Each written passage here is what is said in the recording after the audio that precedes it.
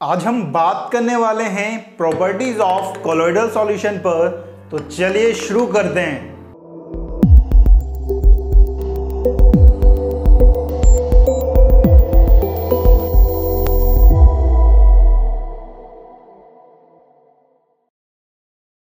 Properties of colloidal solution, बहुत ज्यादा property है भाई। कोलोइडल सॉल्यूशन की बहुत ज्यादा प्रॉपर्टी है, लेकिन हम वो प्रॉपर्टी को आज डिस्कस करेंगे जो हमारे पॉइंट ऑफ सिलेबस से बहुत इंपॉर्टेंट रखती हैं, राइट।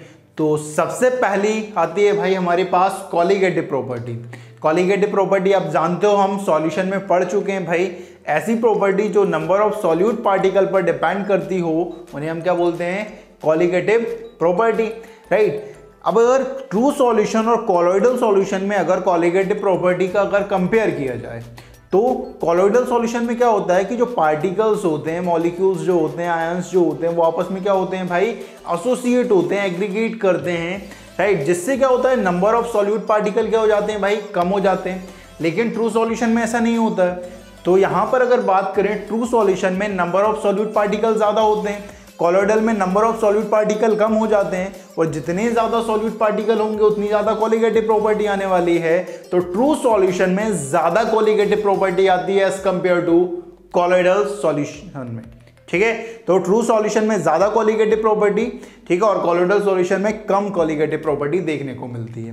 नेक्स्ट आती है हमारे पास काइनेटिक प्रॉपर्टी, जिसमें एक टर्म आता है ब्राउनियन मोशन, ठीक है। आपसे पूछा जाता है कि ब्राउनियन मोशन क्या होता है। ब्राउनियन मोशन क्या होता है कि इट इज द रैंडम और zigzag motion of disperse phase particle by the collision with dispersion medium particle.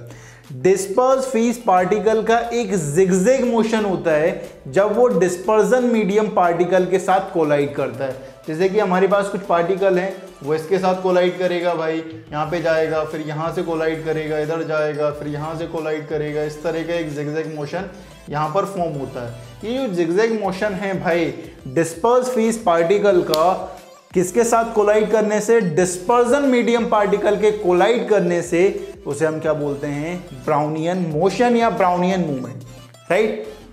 Next property आती है हमारे पास ऑप्टिकल प्रॉपर्टी, ठीक है। इसमें आता है हमारे पास टिंडल इफेक्ट। टिंडल इफेक्ट से आप लोग बहुत फैमिलियर होते हो भाई, 9th में भी पढ़ा होता है, 10th में भी पढ़ा होता है, राइट। 12th में भी आप कहीं ना कहीं से पढ़ लेते हो, राइट। बहुत फैमिलियर है, राइट। फिजिक्स में तो आता ही है और केमिस्ट्री में भी आता ही है भाई, ठीक है। होता क्या है टिंडल इफेक्ट, ठीक है।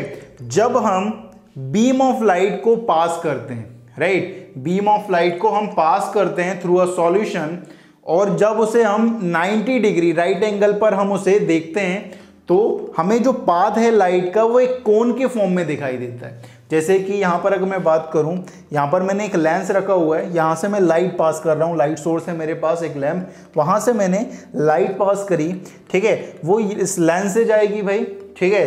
लेंस से टकरा कर क्या होने वाली है भाई? ये इस पार्टिकल से टकराने वाली है, और पार्टिकल से जैसे ही टकराएगी और वहाँ से जो इमर्ज होगी तो एक हमें एक कॉनिकल सेक्शन दिखेगा जब उसे हम 90 डिग्री से देखेंगे। यहाँ पर चल रहा है ये एक्सपेरिमेंट, मैं यहाँ से देख रहा हूँ, राइट। तो यहाँ से जब मैं देखूंगा तो मुझे ये जो पाथ है बीम का वो एक कॉनिकल सेक्शन में दिखाई देगा।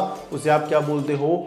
Tyndall effect, right. एक बात ध्यान रखना है यहाँ पर कि जितना ज़्यादा यहाँ पर जो साइज ऑफ पार्टिकल जितना ज़्यादा होगा उतनी ज़्यादा स्कैटरिंग होने वाली है लाइट की, और जितनी ज़्यादा स्कैटरिंग होगी उतना ज़्यादा वॉल्यूम ऑफ सेक्शन आने वाला है इस कोन का, और जितना ज़्यादा वॉल्यूम आने वाला है कोन का उतना ज़्यादा टिंडल इफेक्ट होने वाला है। अगर एक जस्ट बात करें अपन तो लायोफोबिक कॉलोइडल सॉल्यूशन में ज्यादा टिंडल इफेक्ट देखने को मिलता है as compare to lyophilic colloidal solution, क्योंकि जो लायोफोबिक कॉलोइडल सॉल्यूशन जो होता है उसमें जो पार्टिकल की साइज होती है वो थोड़ी सी ज्यादा होती है as compare to lyophilic colloidal solution. तो लायोफोबिक कॉलोइडल सॉल्यूशन में ज्यादा टिंडल इफेक्ट देखने को मिलता है, राइट। तो आप जल्दी से लो आप इसका स्क्रीनशॉट।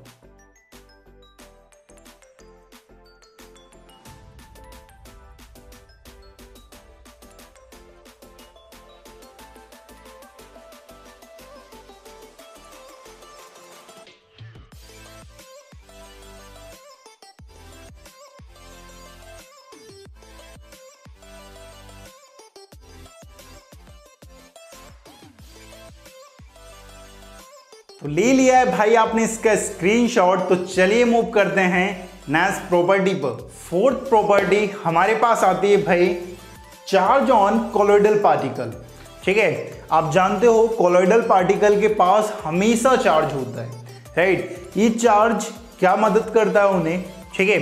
हमारे पास दो पार्टिकल हैं भाई जिन पर सिमिलर चार्ज है। आप जानते हो सिमिलर चार्ज एक दूसरे को क्या करते हैं भाई, रिपल करते हैं। अगर रिपल कर रहे हैं तो वो हमेशा मोशन में रहेंगे, और मोशन में रहेंगे तो ड्यू टू ग्रेविटी वो सेटल डाउन नहीं होंगे, और सेटल डाउन नहीं होंगे तो उनकी स्टेबिलिटी क्या रहेगी, ज़्यादा रहेगी। मतलब ये जो चार्ज है पार्टिकल पर वो उनकी स्टेबिलिटी को क्या कर रहा है भाई, बढ़ा रहा है, स्टेबिलिटी को मेंटेन करके रखा हुआ है, राइट। तो colloidal particle always carry an electric charge.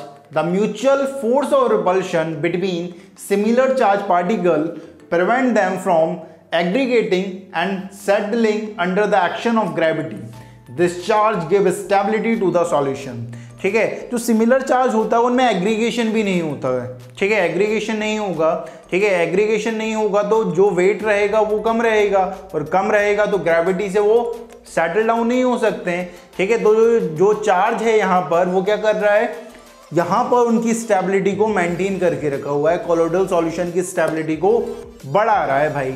Next आता है हमारे पास इलेक्ट्रोफोरोसिस, बहुत इंपॉर्टेंट है, ठीक है। आप जानते हो कि कोलॉइडल सॉल्यूशन के पास हमेशा चार्ज होता है, ठीक है, कोलॉइडल पार्टिकल हमेशा चार्ज होते हैं, राइट। अब जैसे ही मैं क्या करता हूँ, कोलॉइडल सॉल्यूशन में प्लैटिनम इलेक्ट्रोड को डिप करता हूँ और उन प्लैटिनम इलेक्ट्रोड को एक वोल्टेज से कनेक्ट कर देता हूँ, इलेक्ट्रिक पोटेंशियल से कनेक्ट कर देता हूँ, राइट। अब क्या होगा, जैसे ही मैं पोटेंशियल लगाऊंगा यहाँ पर तो इनके पास जो कोलॉइडल सॉल्यूशन है उनके पास चार्ज है। अगर चार्ज है तो वो मूव करेंगे अपोजिट इलेक्ट्रोड पर, जो पॉजिटिव चार्ज है वो कैथोड की तरफ मूव करेंगे और जो नेगेटिव चार्ज है वो एनोड की तरफ मूव करेंगे।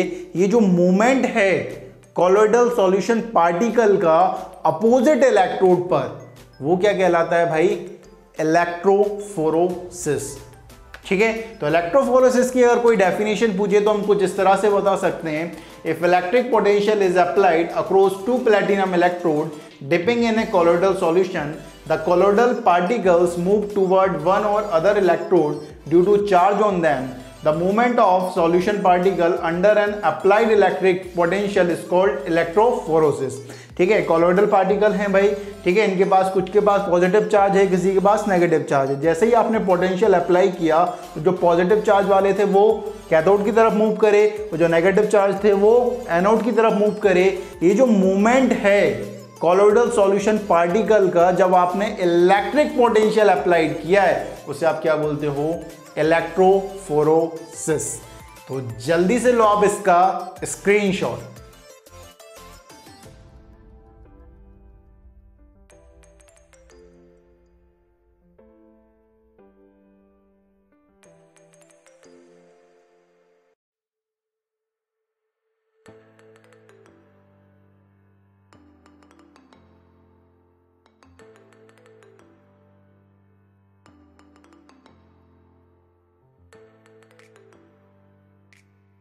तो ले लिया है भाई आपने इसका स्क्रीनशॉट। तो चलिए मूव करते हैं नेक्स्ट प्रॉपर्टी पर। नेक्स्ट और लास्ट प्रॉपर्टी आती है हमारे पास कॉलोइडल सॉल्यूशन की, कोएगुलेशन या प्रेसिपिटेशन।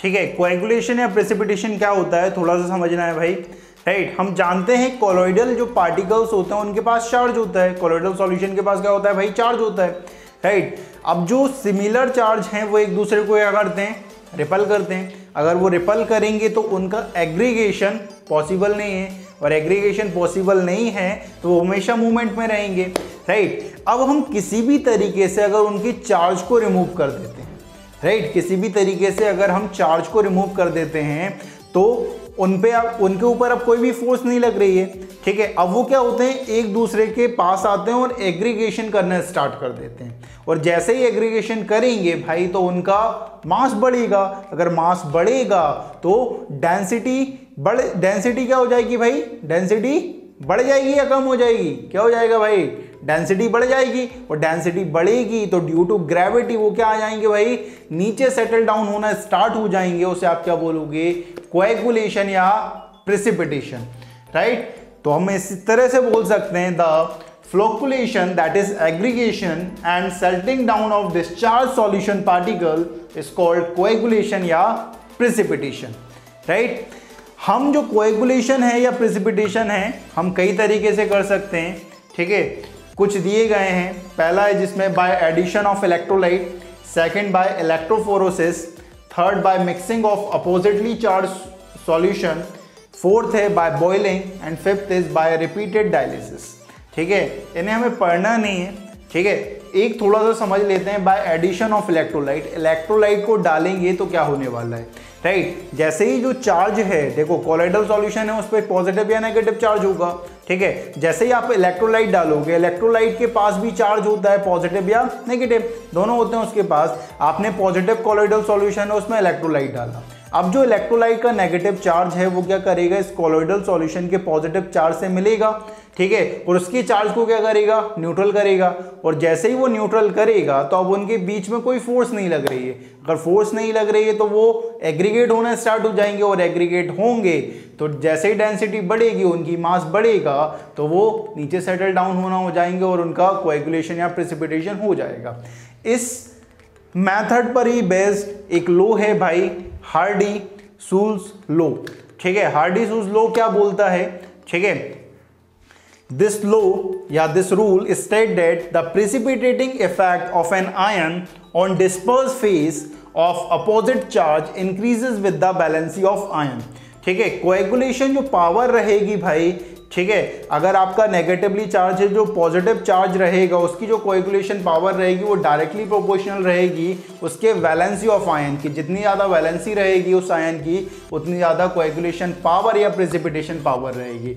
जैसे कि हम एग्जांपल की बात करें, the precipitation of AH2S3 sol, that is ये नेगेटिवली चार्ज सोल है, ठीक है। The precipitate power of Al+3 Ba+2 और Na+ का ऑर्डर अगर बात करें तो ठीक है, ये नेगेटिवली चार्ज है, अगर आपने यहाँ पर पॉजिटिवली चार्ज इलेक्ट्रोलाइट डाला हुआ है, राइट, तो वो क्या करेगा भाई, इनकी पावर को इससे न्यूट्रलाइज करेगा, ठीक है। जितना ज़्यादा चार्ज रहेगा उतना उसका प्रेसिपिटेशन होना है, ठीक है। उसका ऑर्डर क्या रहेगा, कुछ इस तरह से, राइट।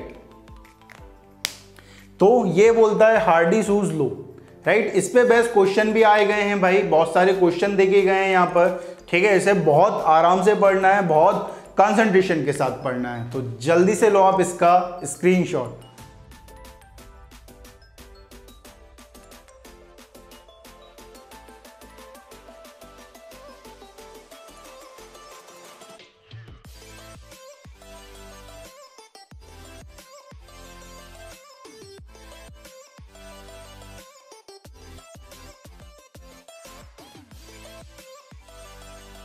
तो ले लिया है भाई आपने इसका स्क्रीनशॉट। तो आज हमने बात कर ली है प्रॉपर्टी ऑफ कोलॉइडल सॉल्यूशन पर।